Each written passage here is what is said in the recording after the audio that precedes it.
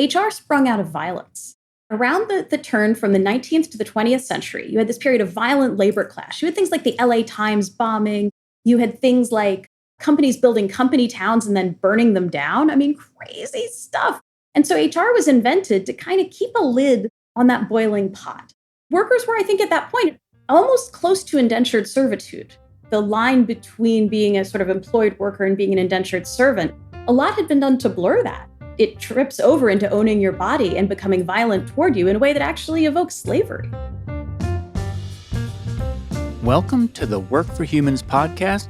This is Dart Lindsley. Human resources wasn't originally one thing. It was a lot of different practices in different departments and really only recently has merged into one. It was administration and paperwork, of course. It was part occupational safety, part scientific management, and a large part was about quelling labor unrest. Modern HR still contains vestiges of each of these origins.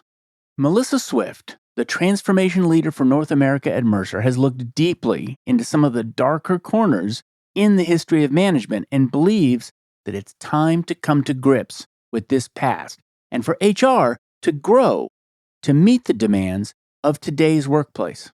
Melissa is a recognized thought leader on the subject of the future of work post-COVID. She's been quoted on the subject in the New York Times, the Wall Street Journal, Newsweek, The Economist, The Washington Post, Axios, The Daily Mail, and has appeared on NPR and Al Jazeera. She's also the author of Work Here Now, Think Like a Human, and Build a Powerhouse Workplace. Melissa has done a lot of impressive and diverse things. She founded and led the Russell Reynolds Center for Leadership Insight. She launched 2 ESG practices at Deloitte, and also launched a landmark carbon credit trade for Deutsche Bank. She has also been featured as one of Twitter's 20 digital transformation leaders to follow. In this episode, Melissa and I discuss some of the darker history of HR, the evolution of its traditional and agile models, the research on what makes work unpleasant, the complexities and competing demands of the chief people officer role, problems with cost-centered approaches to work, and much more. Okay, as always, if you enjoy this episode, don't forget to subscribe wherever you listen to podcasts. And now, my conversation with Melissa Swift. Melissa Swift, welcome to Work for Humans. It's great to be here. I have so many questions based upon your book. So your book is Work Here Now, Think Like a Human, and Build a Powerhouse Workplace. One of the things that you do in this book that is more thorough than I've seen in other books is talk about the history of HR. And so I would love to start there. I would love to start about the roots of HR. And to be clear, the roots of HR are not the same thing as the roots of management. So they're a little bit different. But what did you find in researching this book about the roots of HR? Yeah, so it's interesting. I got sort of obsessed with this problem a few years ago about why do we never get to the future of work? And maybe it's just my deep DNA. I wrote my thesis in college on Freud's theory of the uncanny. And in Freud's theory, what we find uncanny or we find frightening is the past coming back to haunt us, or beliefs that we'd suppressed coming back to haunt us. So I feel like that idea sort of stuck with me. And when I started trying to understand why HR is so because HR is populated by probably the most, sort of idealistic and motivated, oftentimes, folks in any function. That you generally don't join HR because you hate people. It's the opposite. You want to do good things. But the function has been really stuck in the mud. So I started thinking about, okay, well, let me just dig into the history a little bit. How did we get here? And it's funny because that section of the book is titled, The History of HR is Dark and Boring. I'll start with the dark part. That HR as a function, and this is so unique to you don't see another function like this. HR sprung out of violence.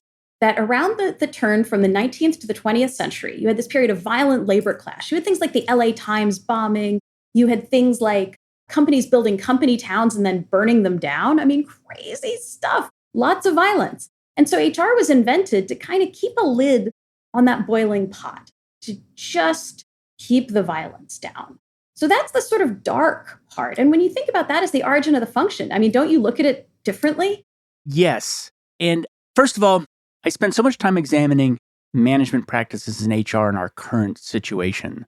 I don't always think about those roots and what it must have been like back then. There's a quote in your book from Bradley Rubin, which is, quote, official use of violence against dissatisfied workers has been frequent and severe in American history. And you talk about the Ludlow massacre. What was that? Yeah, so that was, I believe, if I'm thinking of the right one, that was where they actually went and burned the town down. That it was the ultimate statement of what we've given to you, we can take away. And workers were, I think, at that point, almost close to indentured servitude.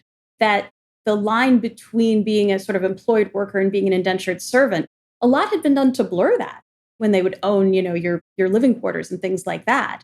And it trips over into owning your body and becoming violent toward you in a way that actually evokes slavery. No, that's right. And I read up on that particular event, which I was not aware of.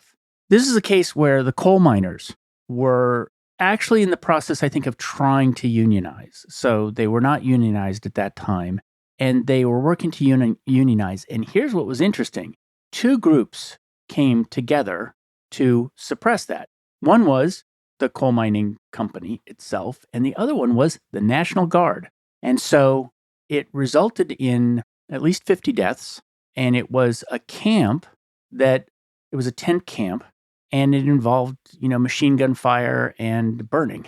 It was like really, really heavy stuff. Absolutely. And I think it puts sort of a mark on the continuum of what work can be in terms of the relationship between management and the workforce. And this is the very far end of it. Fascinating. So how has that legacy manifested in management or HR or both? Yeah, so today we sit around and we go, well, we want to maximize the potential of people, but HR is still a compliance function. And it's that history, right, of having to be the hand holding the lid on the boiling pot. That's what HR has not been able to fully shake off. And what's interesting when we think about HR as a compliance function, there are other functions that for regulatory reasons actually have a much heavier compliance mandate. Finance, if you're a public company, Sarbanes-Oxley, right, you have an actual compliance mandate that far exceeds in some ways any of the compliance mandates of HR. And then the interesting thing is part of the mechanism of how it's been perpetuated is that the structure of HR hasn't changed sort of meaningfully, again, since that moment at the very early part of the 20th century, that it's still kind of just about, okay, we need to, how many people we have, which would have been a physical ledger then, it would be an HRIS now. We need to pay people. Now we call it total rewards. The structural similarity is unbelievable. I mean, I dug up, kind of one of the first books written about HR in the 60s and could have been written today. It contained verbatim statements that sounded like things I've heard people say recently. It's really fascinating, the rate of not change.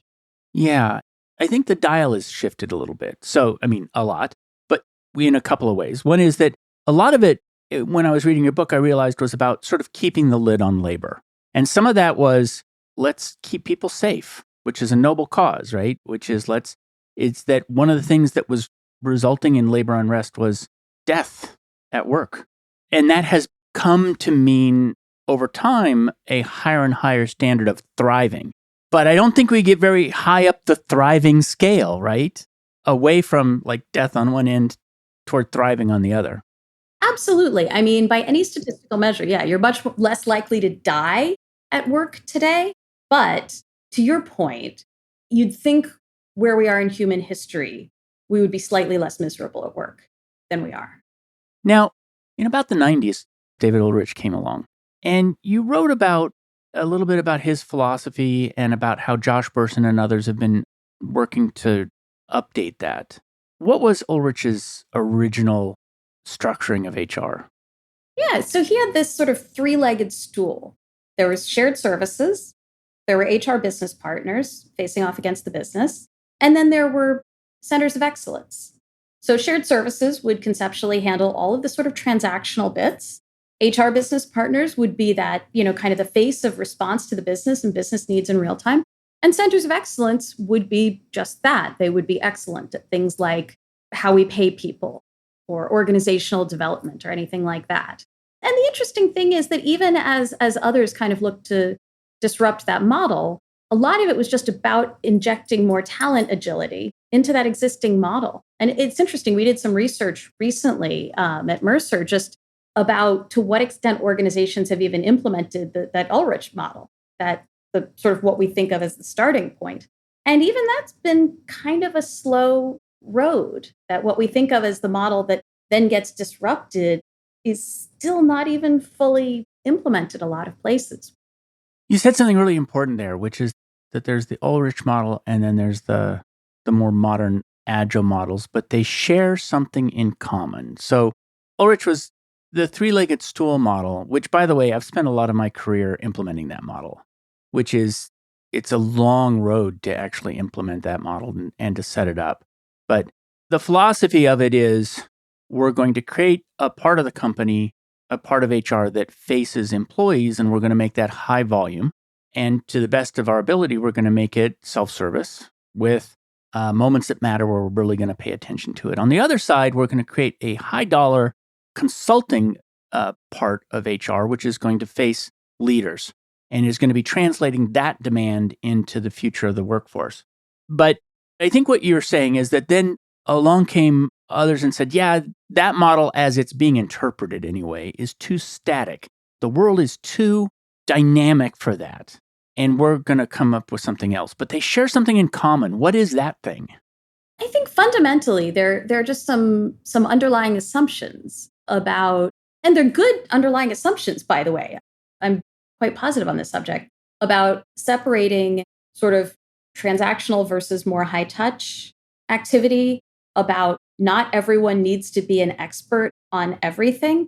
And I think sometimes diagnostically, where we've seen clients really struggle with that HR business partner role, that role is, to your point about the model being difficult, not difficult to implement, but a journey to, let's say, to implement, that HR business partner role has over time evolved into being in so many organizations kind of the keeper of all things. And so it's operating in a way that challenges the fundamental assumptions of the model, that HR business partners do both transactional and high touch activities, and they are supposed to know everything in all of the COE areas, et cetera, et cetera. And that basically blows up the model. At that point, you don't have a model. You have like a big bowl of potato soup. But I think that's where sometimes you see kind of the degradation of the model happening. I really do see the HRBP role as the flashpoint. That's very interesting. So the large majority of your book, Work Here Now, is about making work more humane, more humanist. And I want to go through some of the ideas that you brought forward. There's some of them I'd never heard before. And for many of them, I had not heard them expressed in that way. And so first, let's start with the work anxiety monster. And I'll just tell you ahead of time, I'm going to talk about the work anxiety monster, greedy work, performative work. I want to talk about the boss baby customer, the workforce copy machine. We can do those in any order. But I want to start off with the work anxiety monster. Yeah. As I was thinking about this book, you float different working titles in your head. And one of the working titles that kept floating through my head was cognitive behavioral therapy for organizations. There's something about us individually telling ourselves sort of wrong, anxious stories that ladders up collectively into sort of neurotic behavior by whole organizations. And that's kind of how I came to this idea of the work anxiety monster, that, looking at so many of these crummy working practices, they really do have to do with an over-indexing of activity versus outcomes. So why do we do all this activity? Well, you've probably heard the phrase activity absorbs anxiety. And that's kind of how I came to the work anxiety monster. Is it's this little voice in your head that says people are lazy and people are slow. And if you've studied theory X versus theory Y management, right, it's very much in that theory X camp. And it also tells you, by the way, personally, you're lazy, you're slow, right? And we've all got versions of it going in our heads. We don't just inflict it on others, we inflict it on ourselves. And I felt like it was really important. One of the things I was trying to do in this book was all of these feelings we have about work, about things going wrong in certain ways. I think it's important to name them. I don't think we solve them until we name them properly. The work anxiety monster said, okay, let's put a name, that negative sort of it's self-talk and it's talk about others, about laziness and slowness. And if we rethought all those assumptions, I think we would structure organizations differently. I think we would manage differently. And I think we would, similar to as any therapist would tell you, if you can quell your anxious thoughts, you operate, sort of more rationally and effectively in any situation. And we need to kind of do that in the work context. And so fundamentally, this is a theory X, theory Y sort of thing, which is that people are lazy and slow, and we have to create, including ourselves in some cases, and we have to create management practices that are going to fix that. Yeah. So anytime we are constantly there's a discussion about speed and pace, I think, in the workplace that is fairly off most of the time. That we drive against sort of artificial deadlines. And some of this is set by things like quarterly reporting in public companies. And there's some like society-wide mechanisms that kind of drive an artificial sense of speed that again isn't necessarily connected to the business. So go back to an agrarian economy. We have to pick the corn within this time frame or else it rots. There's a genuine business imperative to doing tasks at a certain speed. But also, if we try to pick the corn too fast, we start screwing it up. There's a natural speed that is sort of found. And even within the Industrial Revolution, one of the another original working title of this book was "You Wouldn't Run a Machine This Way," kind of being funny about what we do to human workers that wouldn't do to machines. But old school Industrial Revolution machines, you could only crank them up so high. The danger in the information economy is, we're bowling with the bumpers off. We don't have those natural checks on sort of the speed and intensity of work that we once did. And it's interesting because sometimes you look at neurological data. So if you've seen the visualization of what goes on with your brain activity when you're on too many video calls in a day, neurologically, our brains are sending up tons of distress signals. We actually are sort of doing too much too fast. But because it's not as concrete as either sort of like the corn not getting harvested properly or the corn rotting or whatever, or the machine breaking down because you ran it too fast, we're sort of unable to slow ourselves down. Yeah, I've even noticed it. This is an odd one, which is pre-pandemic, I had a commute, and that actually put brackets on the day in ways, because it's a pretty long commute and I couldn't do certain kinds of meetings there. It put a bracket on the day that was based upon the physics of travel and when sunrise is and things like that. But that really, even in the last 3 years, I've seen that broken down. A detachment from the analog world. Yeah, you lost all the guardrails. But the thing is, internal to us, and this is why I think it's showing up in so much of a degradation of mental well being. I think the guardrails are all still there neurologically. And then we sit around and wonder, like, why do I feel so tired? Why do I feel so burnt out? It's that there are still brackets. They're just up here. They're not out here. Well, this is very related to greedy work, one of your other topics. What is greedy work? Yeah. So this is one of those. There were a few things that I studied for the book where it was kind of like, oh, I have a bad feeling about this. And then it turns out that the academic community has been studying it intensely. And we just don't talk about it enough sort of in professional practice, which is a great frustration of mine because academics are actually out there really understanding work in ways that professional practitioners often don't. That in the sort of like private sector, non-university world, we're not wrapping our heads around. So greedy work is a great example. There's been really interesting research done on this front that actually comes out of a study of cult members and court eunuchs. That was the sort of original research on greedy institutions. And the idea being, why would you give up so much of your life sort of seemingly for free in a way that cannot necessarily be adequately rewarded back? In modern day context, that's greedy work that you're getting paid adjusted for inflation, similar to what you would have made 30 years ago, but you're working 50% more hours. But the interesting thing is the pay dynamic has also sort of changed. Statistically, we used to not pay a premium for overwork. Now we do. You work, sort of too many hours. And there's been some great research out of Stanford that shows that we're not really productive after 50 or 55 hours a week. But if you are willing to work more than that, the market will pay you a premium. And you will also get promoted higher. It's very pronounced in these sort of executive roles. And it's a really profound dynamic about work just kind of taking over your whole life. Yeah, and that reminds me of another thing you mentioned, which is if more work is less productive, what percentage is performative as opposed to real? Yeah. So again, especially in knowledge work, I think a high degree today. Actually, there's a big debate among people who study this about what percentage of work is performative. I mean, the famous book Bullshit Jobs had the figure, I think, as high as a majority of work.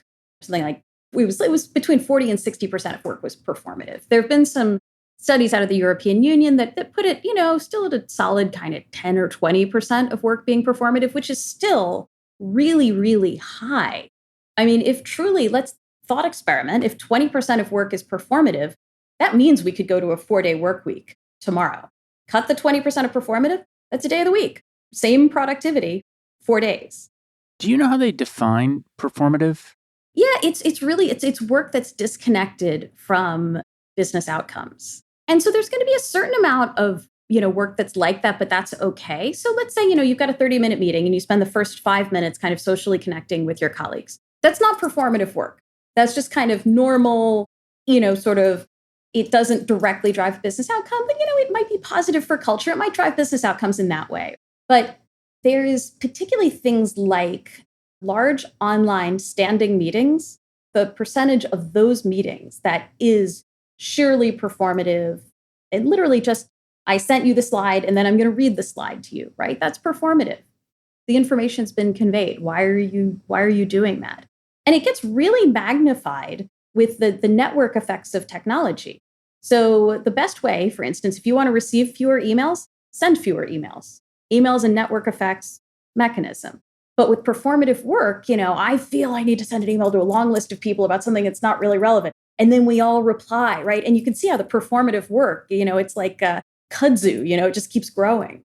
There's an interesting thing to unpack in there. It's related to the work anxiety monster, which is knowledge work, when you are a knowledge worker, doesn't necessarily look to ourselves like work.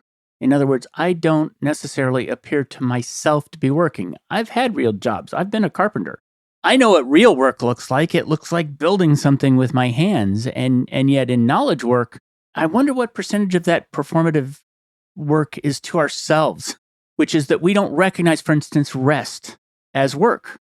Yeah, I would connect that to the comment a lot of people have told me that their kids made to them during COVID about watching them work and being like you just talk to people on the computer all day, and their children having this instinctive reaction that to your point, knowledge work doesn't feel like work.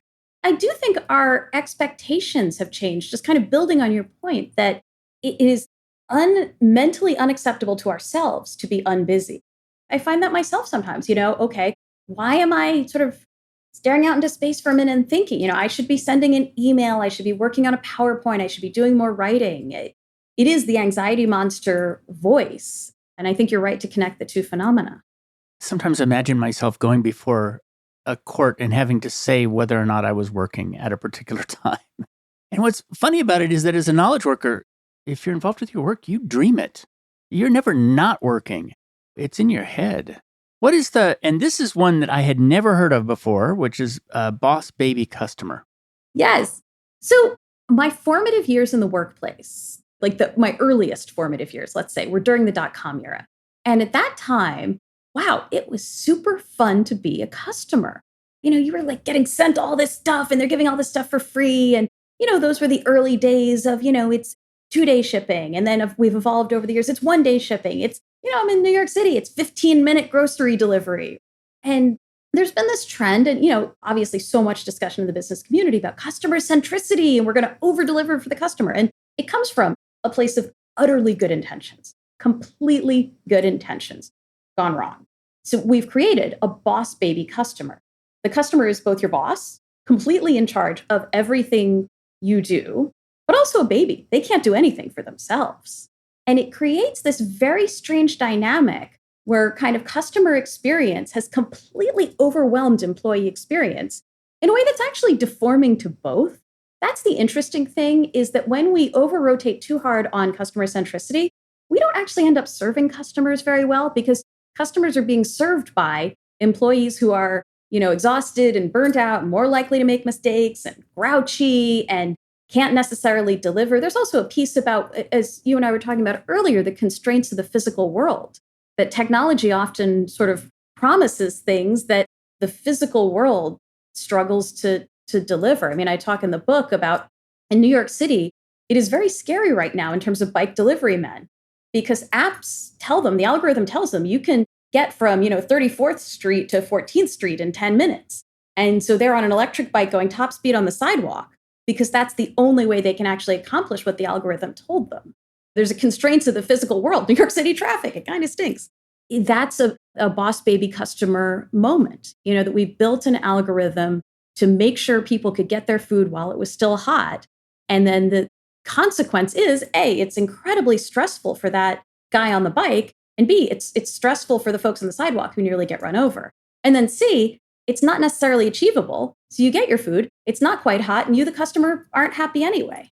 It's a really interesting articulation, I think, of this idea that there's an imbalance. I mean, the way I look at it is people who listen to the show know that I believe this, which is that workers are customers and work is a product that companies sell to them.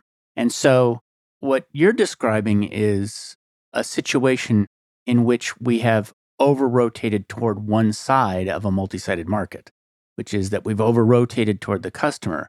And it's an interesting one because the whole system gets out of whack in that situation for exactly the reason you're talking about, which is now you have a very unhappy workforce, and it is having a much harder time producing customer value for the other end of the multi-sided business. Because essentially, one way to say it, I'm thinking this through because I'm learning from you. One side of the equation is extractive, which is that we're extracting value out of the workforce in an unsustainable way sometimes to create value on the other side. It's a new way of thinking about it, which I hadn't really considered before.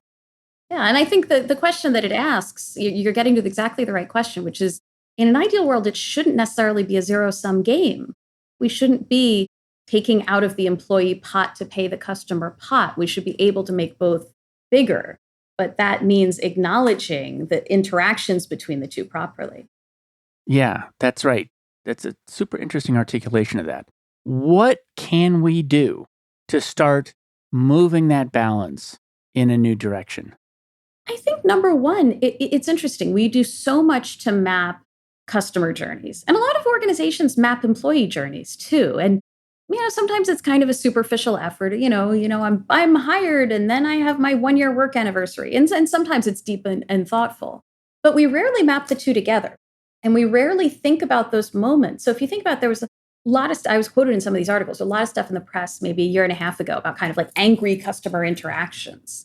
And if we could unpack moments like that better, of what is going on that sort of systemically a customer ended up so disappointed that they lashed out at an employee. And then what is the impact to the employee? There's some great, one of the, I have it somewhere near my desk, but one of the books I always keep near my desk is Bob Sutton's The No Asshole Rule. And he talks about, right, when somebody lashes out at you, you ruminate about it for hours and days and months, right? It has this really profound psychological impact. And we don't often think about that in terms of workers, either interactions with each other, but also these customer interactions where sort of the system has brought the customer to a bad place. And then you have that negative interaction with the worker. And then the effects of that ripple back through, right? That person then probably has negative interactions with their team. They don't necessarily perform as well. Other customers get disappointed. It's kind of like actually thinking about the moments of interaction when the journeys are coming together. That's how you re-engineer, I think, from vicious cycle to virtuous circle. Recently, I interviewed Jim Kalbach, and he wrote a book called Mapping Experiences. And one of the things that I had never seen as a diagram before was essentially it was a customer journey, and it showed the high points and the low points all the way along. And then it had the employee journey on the other side, and it had the high points and the low points. And it turns out, at least in this particular map, the high points were the high points for both, and the low points were the low points for both. It looked like highly correlated across the two. And the trick with those is to find the right journey, I think. A lot of times when people talk about employee experience, they talk about sort of hire to retire. That's not the right journey. It's not the right journey. No, I agree. Yes. Yeah. The right journey is something more like the customer journey mapped against the employee journey. Yeah. And just thinking about one of the points that I make in the book is that we sort of I don't want to say we deliberately ignore the day to day experience of work, but we do a lot to not focus on it. And then that's actually kind of where the action is. What is it like? Let's forget, to your point, this sort of grand hire to retire motion. Let's think about what's somebody's day like. I come in. How do I feel? How does my day start? What do my tasks look like? What does my inbox look like? I'm on a factory floor, right? Does it feel crowded? Am I hot? This sounds silly, but we actually looked with some colleagues. We were doing some digging into factors that the federal government has actually a list of factors that make work unpleasant. And it was fascinating to see which jobs have high levels of those. So, for instance, flight crew on an airline is a very technically construed unpleasant job because you have everything from angry customers to the floor vibrates. And these are all technical measures of unpleasantness. It's one of those classic, like, God bless, I love that the government did this analysis, because that nitty gritty granular way of just saying, okay, is it fun to do this job in the moment or is it miserable? More of that, please. I actually think that's the unit of analysis we need to get down to. Do you remember any of the other dimensions that they suggested measuring? That was the incredible thing, is there was a really wide array that it included everything from a whole bunch of human interactions to how independently you could work to a whole bunch of physical, environmental factors. And I think that piece will need to be updated for modern knowledge work, because I think things like, and they may have had this in there, like being in a sitting position for 10 hours a day. That is just as bad as standing on a plane that's vibrating. Exposure to radiation. I mean, they had a wide array, but it was interesting because it went from kind of like very sort of emotionally and interaction constituted things to things that are just straightforward, is it hot or cold? Like very physical factors. I'm going to have to find that list and look it up because I love the idea of work is bad when you're being irradiated. I agree. I agree too.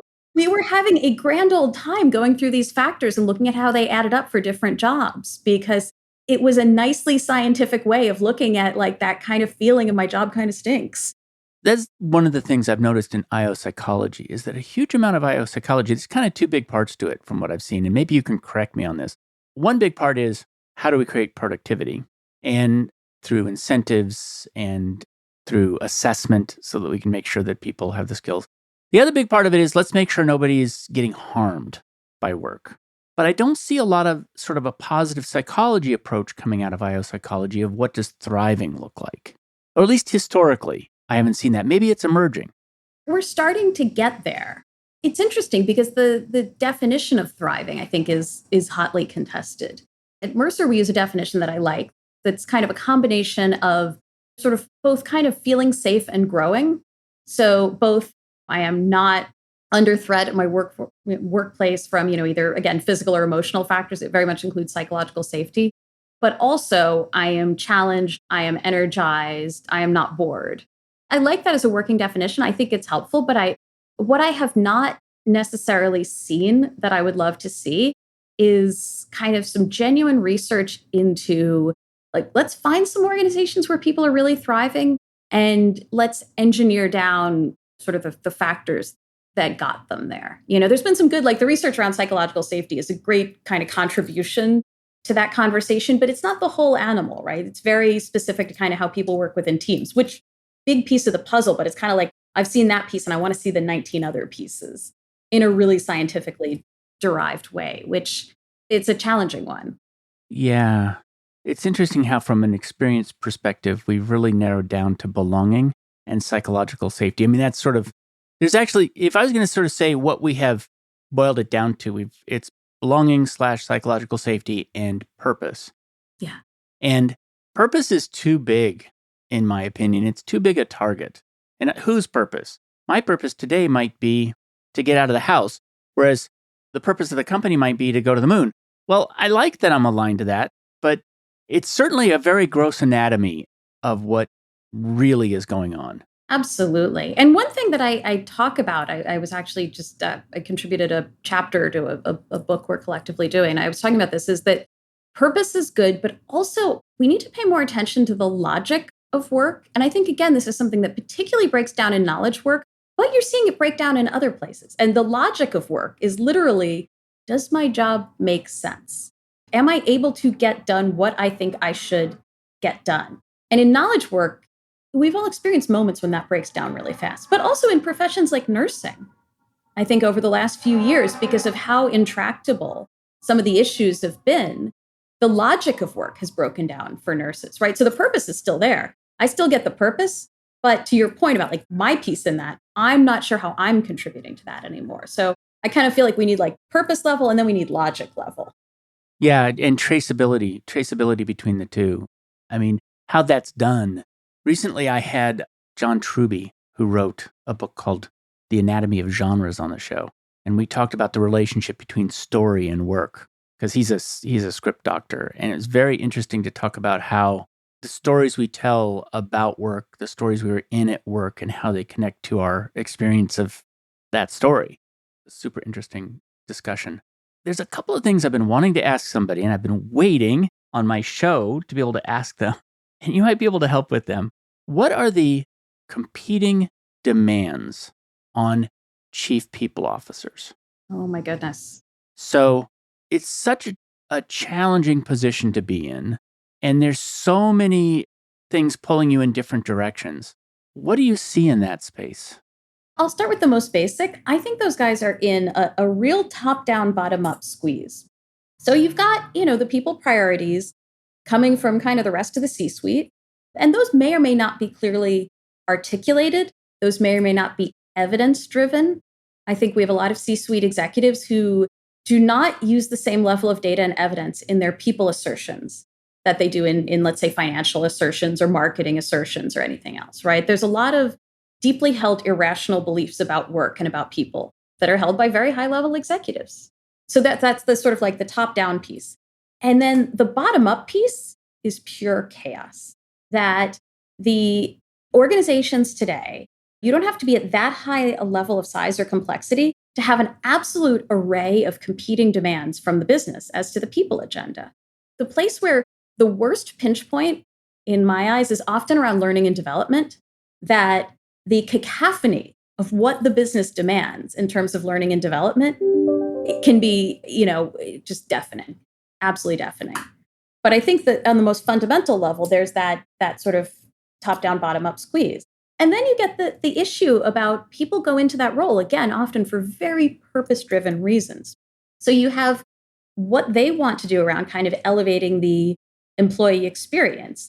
And then you have, and this is one of the central themes of the book, is that this false dichotomy between, well, we have business goals and we have the employee experience and like they must fight, right? They must battle. It's Godzilla and Mothra, right? They don't have to. I guess some of the more recent monster movies where like Godzilla and King Kong fight on the same side or something like that. They team up differently, right? We got to think that way. It's an artificial opposition. It makes every single day of a chief people officer's job difficult if you are constantly feeling like you're in the middle of that fight. And don't forget, Godzilla and Mothra sank into the earth because two such mighty forces cannot coexist. Exactly. And by the way, the organization, is Tokyo, right? Like it's leveled, by this conflict. What are some of the irrational beliefs that are coming from above? They don't always come from a place of irrationality. Let's take the return to office debate. Classic example. Many senior leaders believe that people, and by the way, there are good reasons for and against RTO, right? I'm sort of like neutral on the subject, but let me talk about the sort of executive psychology. The executive psychology is, I built my career by being in the office and like I was there for beers after work and I went and played golf with those guys and they saw me there until 10 at night. And, you can see I'm also highlighting some pieces that like from a DEI perspective are a little dodgy too, right? But that's what these folks' careers look like. And it is a fundamentally irrational belief that your individual career with, by the way, the part we never talk about, a high element of luck, can be templated back onto somebody else. I mean, that's an irrational belief. But organization-wide, that is the belief they are enforcing. And again, it comes from a positively intended place, but it's really blinkered. Yeah. I can't remember where I read that recently. Maybe it was in your book. I can't remember. The things I did to be successful must be what got me here. It was Marshall Goldsmith is where I read this. The things I did on my way here are what got me here. That's the way it was articulated. Right. And particularly the things that you feel like there's psychology around. If you feel like the things came at a high cost, it's especially the painful stuff. Missing my kid's baseball game, that's definitely what got me here because deep down that didn't feel good. That must be the secret to my success because those were the hard yards. And the interesting thing is, I would postulate the opposite in some ways, that it's the moments of, I'm going to butcher his last name. He died relatively recently. Mihaly, I'm not going to get the last name right, but the Hungarian thinker who wrote a lot about flow. Yeah. The moments of flow might be what got you there. The moments that felt easy and felt glide path because things were truly in alignment and you were really thinking strategically, not the moments when you felt like you were scrabbling. So first of all, I'll stop trying to get him on my show. No, he passed away. I was so bummed. I was so bummed. I adore his thinking. He's on my list. One of the things I often ask people when I'm interviewing about them about their work is what their work costs them and what they pay to get it. In other words, what you pay is different from what it costs you. And what you pay is what you give to your company. But what it costs you is something that is an externality, essentially. It's something that doesn't provide value to your company, but it does come at a cost to you. And so some of what you're talking about is confusing pay and cost, which is, I got here and this was the cost to me. It should cost that for everybody else because that's how I got here. Especially considering that when I ask that question, a very common answer to what does your job cost you is family. Absolutely. Yeah. Okay, I have a second question. That was a really interesting answer to the first question. Thank you. In the movie industry, for a long time, editors were women. And in that particular case, it was because that was not considered the cool job. And so what's happened over time is that there's a very long history of extraordinary film editors who are women. And it is a totally cool job. My experience has been that most chief people officers are women. What is the history or the forces that have caused that to happen? Well, some of it, again, it traces back to kind of that origin story of HR, that one of the groups that we were kind of particularly concerned with sort of keeping out of the violence and keeping out of the mess was women and girls. And if you think about it, who's going to sort of like look after the women and girls? It's going to be women. That's how society sort of assigned jobs at that, 1900, 1905 point in time.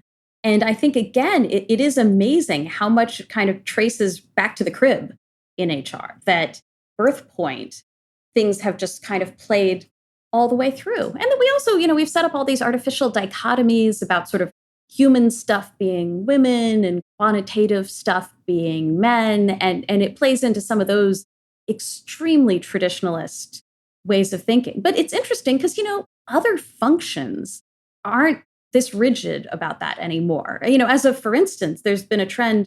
I spend a lot of time with the chief information officer community, and there's been an amazing trend towards some really great, that used to be a very historically male role, great trend toward women CIOs in the last, let's say, 5 to 10 years. And they sort of look at that and say, okay, well, good grief, if IT can get that progressive and start switching it up a bit, then we should have more male chief people officers. Yeah. I was wondering if there might be something in there of that's not a cool job in the same way that it was with editors, which is that's not the cool job. Okay, fine. We need a woman in our C-suite, right? All right, well, just give her that one.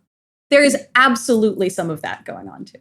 And it's a shame because another good state of the world would be for the role to become more impactful and empowered and women still to be in that role. That would also be a good outcome, right? Right. That would be a great outcome. I completely agree. What are the roots of performance management? This was another one where you go down a research rabbit hole and oh boy, the things you find. So the funny thing is, the story behind this one is that a researcher was actually researching the history of accounting. She was digging into this super boring topic. No diss on accounting, but as histories of go, right? It's back to coolness, right? Cool factor on that one's low. And what she found was, we ascribe modern performance management to the Industrial Revolution, right? It's like counting pieces of factory piecework, blah, blah, blah. Oh, no. All comes from slavery. We were not interested in managing the individual output of human beings until we believed we owned those human beings. And particularly absentee slaveholders sitting in England, managing slaves in the southern United States, really needed that framework of individual production and performance, they believed, to manage their plantations. One of the things that's written about, I think the 1619 Project wrote about this really poignantly, was that in movies, you see someone get angry and beat a slave. But that's actually not what would happen. They would go up the chain and send a telegram or whatever. They would get in touch with the ultimate slaveholder sitting in England, get approval to beat the slave, and then beat the slave. It was much more corporate than you might have imagined.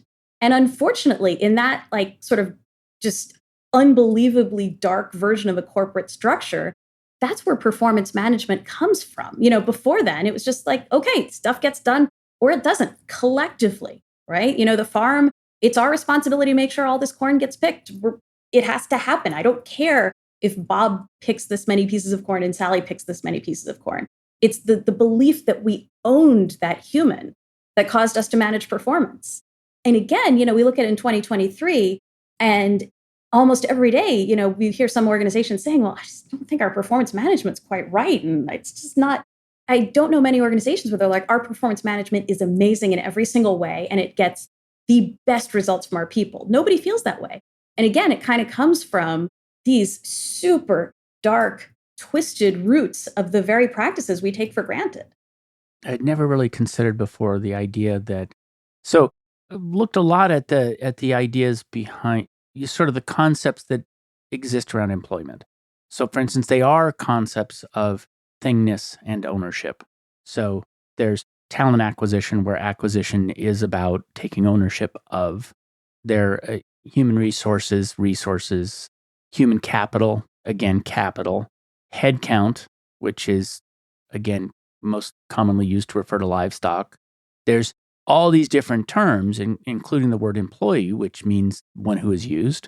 And so there's all this language of thingness and ownership in the workplace. And I suspect that some of that is an artifact of distance, which is if I'm far away in a corporate structure, I am going to think about the workforce as a resource. I had never heard that story about the corporate nature of human ownership in the history of slavery. I think the part about dictating the beatings from another continent I found that particularly chilling for whatever reason. There are obviously many chilling things about slavery, but some of these aspects of sort of the corporationalization of it was pretty dark. In some ways, it was, I think, the most emotionally affecting thing that I sort of learned through research from the book. I would say that, and some of the data behind intensified work, that was the other piece, that kind of how across an array of jobs our expectations of people have kind of gone linearly in one direction, sort of up, and in a fairly unforgiving way. I think that was the other thing the other learning from the academic world when I was researching for the book that really struck me. That it wasn't just sort of a sense that the world has gotten more demanding, the working world. It truly has across, if you're picking strawberries or you're operating as a CEO, we might not really know when or how to stop demanding more from people. Yeah, tell me about some of the things you learned in there. So intensified work, that's another one where I think technology plays a critical role. Because if you think about things like, there's some great research that I quoted in the book about automated warehouse environments, as a for instance, that you can kind of monitor human progress and spur it along in robotic ways in such a way that it becomes physically difficult for humans. And you see this in accounts of people visiting different, warehouses today, that you see people physically running because the technology is telling them they should be moving at a speed that is actually very difficult for humans to move, and you get more sort of repetitive motion injuries and things like that, like classic health and safety sorts of issues. That's the kind of blue collar physical world sort of work. And then again, you go into knowledge work and you say, things like email, some of the Cal Newport research on email. Fascinating. At what point of email traffic is email itself just a I mean, I've worked with organizations who've said that they believe email is a meaningful negative contributor to their employee experience because at a certain volume, it is unmanageable. And if you think about it, what is it they say? Your inbox is a list of other people's priorities. It creates a psychological effect on workers of just constantly feeling like you're disappointing people. That degrades your emotional state pretty meaningfully. And it was interesting to see all these kind of feelings I'd had about work are really concretely played out in research across continents, across industry types, across levels of the organization. I mean, there's a whole debate that goes on periodically about whether the job of CEO is too big for one person at this point. And certainly across some of these large, complex organizations, they have tried dual CEOs. That's a thing that's happened before. But think about that. That's completely bonkers that we've created a job that one person can't do. That sort of epiphany for me that there's a lot of good data behind that kind of unpleasant ambient feeling was a really interesting, realization. That relates to in fact, the very first interview I ever did on this show was Gary Hamel, who came in and talked about humanocracy and how we should break down companies into 250 person or less units of delivery. Because the complexity associated with growing is not linear. As the complexity gets harder and harder, if you can keep it down to below 200, and some of the companies that he studied were at 5 or 10 per unit because they could do that. There's really good research about that. There's kind of like a sweet spot. I think it is like sort of 150 to 250 people around kind of a manageable group. And, all the old hoary chestnuts about pizza box teams and all that, I think there's actually a lot of good evidence for that. And that I was just reading some research, most effective meetings are one-on-one. Just to your point, getting the unit sizes down. It's interesting. I actually looked at complexity theory for a part of the book because I was trying to understand, some of what I hear from HR organizations is that they can't deal with the complexity of their organizations. And complexity theory actually tells us if you're going to be a thing within a thing, you need to be both not dramatically simpler or dramatically more complex than the thing outside your thing. You have to match the complexity. I actually think many organizations today are actually at a greater complexity than the market they're operating in. That the world, as complex as it is simpler than many companies. And that's a really interesting moment. What is the workforce copying machine that you wrote about? And how does it relate to this overall thesis about making work, more human? Once I kind of had this epiphany about, oh my goodness, HR hasn't really changed since, turn of the last century. It was one of those kind of moments of let me answer a different question. So instead of what would make HR change, I attacked the question, what is making HR not change today? What's kind of keeping us in the muck? And so there's a few things, right? One is that complexity point that HR is often woefully under complex to deal with a highly complex organization around it. One is talent. After you've said that about talent acquisition, I'm never going to be able to use the phrase without discomfort again. But talent acquisition, in order to do that at scale, you end up sort of copy pasting. So think about it. If you need to open a requisition in an organization, the first question they'll ask you is, okay, well, which rec are you going to clone? Like, oh my goodness, that verb is really scary because, and I worked with one consumer goods company that had this wonderful phrase, no more replicants. And what they said is, if that person already exists here, we're not hiring them again. Hire somebody who's different than any of the people we've already got. And I loved that line of thinking.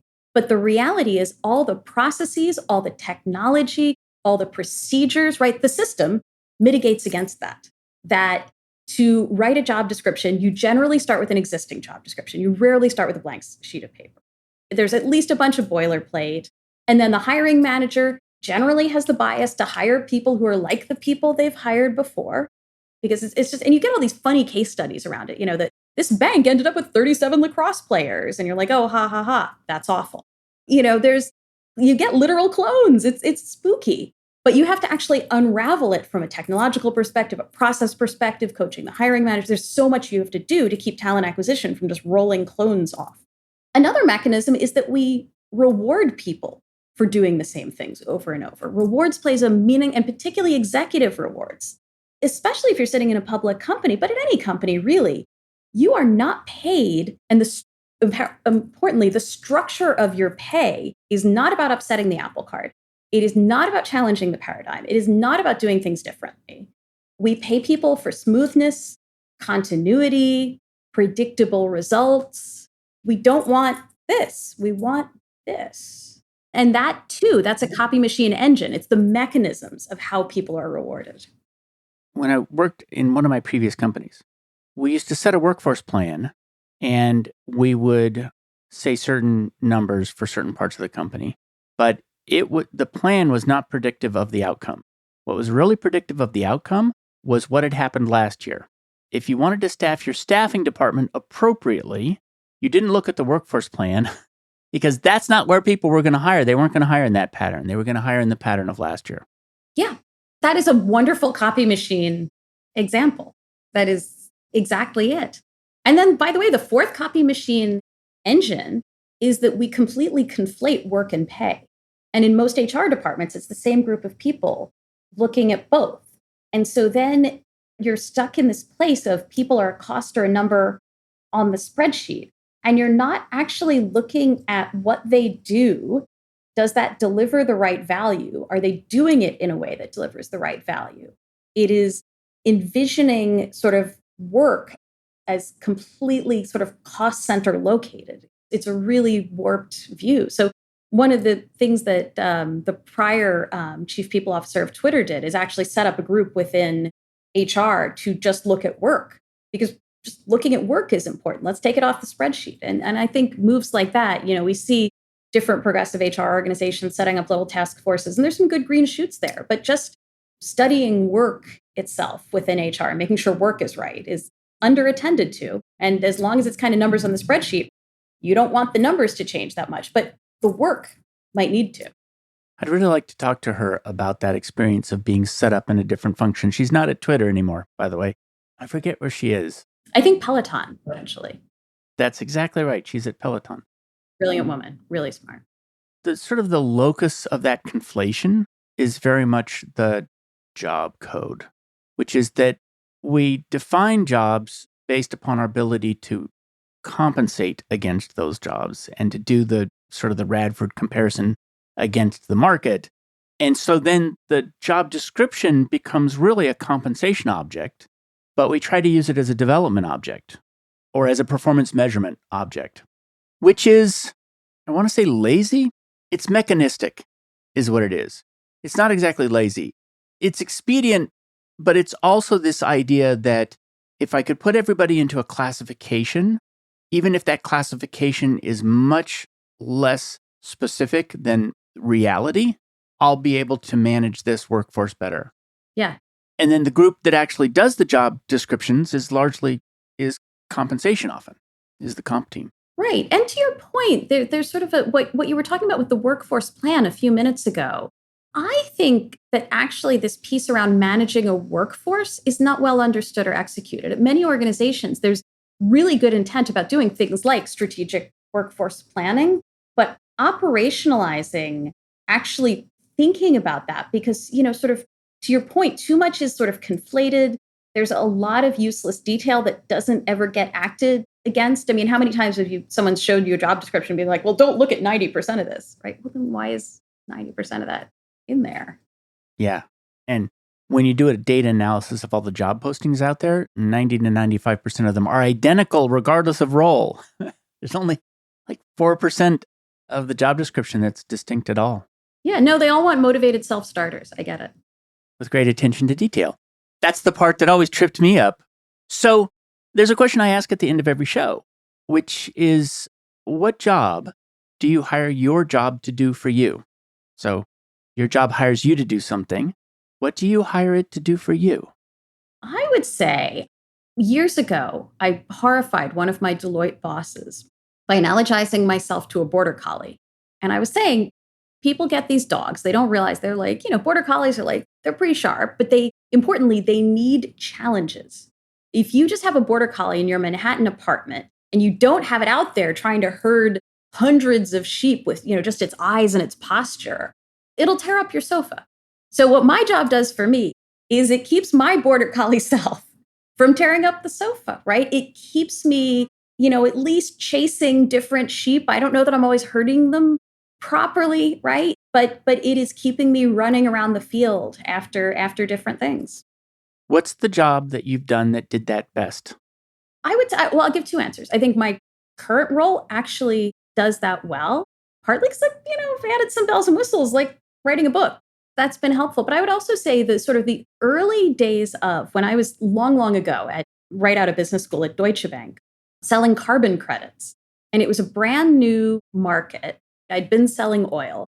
Nobody really knew how carbon trading was even fully going to work. It was a new regulatory regime. And, Deutsche Bank had done a great job of buying all these carbon credits, but then they weren't quite sure how they were going to sell them. And it was a whole thing. And there was just such a high element of figuring things out within a complex system, but also a mission-driven element of I liked the end result. I liked the idea of figuring out a capitalist mechanism to reduce carbon. That was like super thumbs up for that. And I think that's like kind of when I look at the deep catalog, that's probably a job that did that really well. So I heard two things there. First of all, do you need more than one sheep? So that's one question, because like the idea of having a book that you can do while you're doing your other jobs and all this stuff, this idea that there's more than one sheep to herd. So I guess the first question is, do you need more than one, or is one big hairy sheep good enough? I don't know. This is a topic of debate. I have been coached to get fewer sheep, but I don't know that I would be a happy border collie. And then problems that involve a degree of discovery or invention, it sounds like. Absolutely.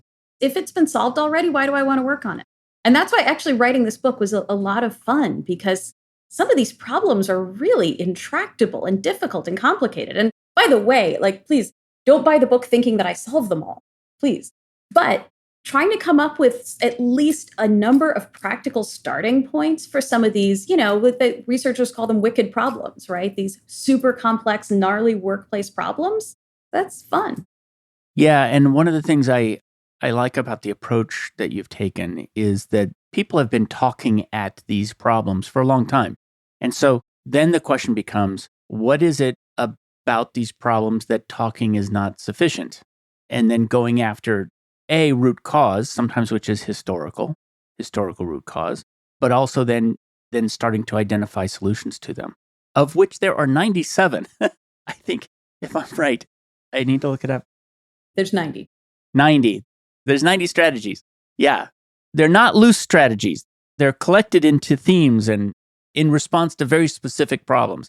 So it's not just 90, because that's what your title could have been, which would never sell a book, which is 90 strategies to... Right. If it's not 3 or 5, you can't sell a book. Oh my goodness. What does your job cost you? I would say this is something that always surprises people about me. I'm actually a pretty big introvert. And definitionally, the work that I do to do it well means connecting with a lot of people. It means listening to a lot of people and talking to a lot of people. Otherwise, I would not be good at my job. And so what it costs me is like whatever that, introvert piggy bank of energy is, that drains down every single day. Yeah, that makes a lot of sense to me. Where can people learn more about your work? You can find the book wherever books are sold online, be it your independent bookseller online, be it Amazon, anywhere. Connect to me on LinkedIn. I'm fairly present on LinkedIn. I'm also fairly present on Twitter as well. So, come find me at those places and let's have a dialogue. I always say that one of my goals in doing this work is to learn from all the other people engaged in other parts of this work. So me just making pronouncements from the mountaintop is not particularly helpful. I really do want to talk to folks and learn from them. So yeah, LinkedIn and Twitter are great places to do that. Thank you so much for coming on the show today. Oh, thank you. I love the thinking and the mission of this show. So it was a place I was extremely happy to be invited into. Thank you. Thanks for joining me for another episode of Work for Humans. If you enjoyed this episode, please give us a 5-star rating wherever you listen to podcasts. And share the show with one person you think would get value from it. Believe it or not, this really helps us grow the show and reach more people who want to build the kind of work that people really want. As always, thank you to my producer Jason Ames at Ninth Path Audio for his insights into content and his high standard for quality.